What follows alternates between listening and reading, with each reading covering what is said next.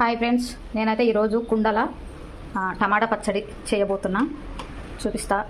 అంటే నైటు నీళ్ళు పోసి నానబెట్టాను. ఇవి బ్లాక్ కుండలు తీసుకొని వచ్చామన్నట్లు.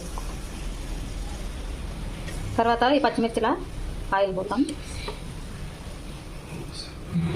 ఆయిల్ పోసుకున్నాం. కుండలు అయితే 2 కుండలు తీసుకొని వచ్చాము. ఒకటి రైస్కు, ఒకటి కర్రీస్కని. ఈ పచ్చడికి వచ్చి టమాటా పచ్చడికి నేనైతే ఇక్కడ జవారీ రోటీ చేశాను, చేసి పెట్టాను. ఇప్పుడైతే ఇవి పచ్చడి చేద్దాము. పచ్చిమిర్చి అయితే ఉడికిందండి ఆయిల్లా. ఇప్పుడైతే మనం టమాటా వేసుకున్నాం.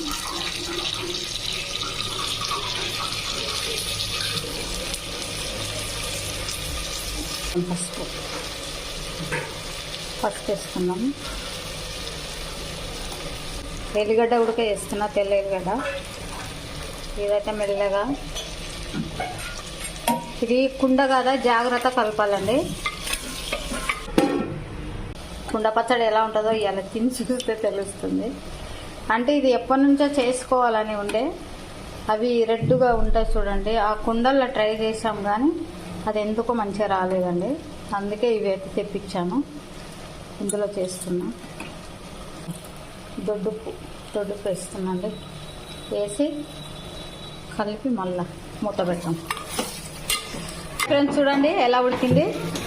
ఇప్పుడైతే దీన్ని ఏం చేయాలంటే, ఇంకా సాల్ట్ వేసాను, అన్నీ వేసాను కదా. ఎల్లిపాయలు అయితే పొట్టు తీయకుండా వేసాను. మీరైతే పొట్టు తీసి వేయండి. పచ్చడి అయితే చిలమలలాడుతుంది. ఇది పప్పు గుత్తుంది కదా, దీంతో అయితే మెల్లగా రుబ్బుతా. గట్టిగా తగలకుండా కుండకు మంచిగా ఇట్లా సున్నితంగా చేశాను. మెత్తగా అయింది పచ్చడి అయితే, చాలా మెత్తగా అయిందండి. ఇప్పుడు చూపిస్తా. హాయ్ అండి, ఇప్పుడైతే ఇగో కుండలో చేసిన టమాటా పచ్చడి. ఇవి గోంగూర పప్పు, ఇవైతే జొన్న రొట్టెలు. చూద్దాం కుండలో చేసిందే పప్పు ఇది ఎలా ఉందో పచ్చడి.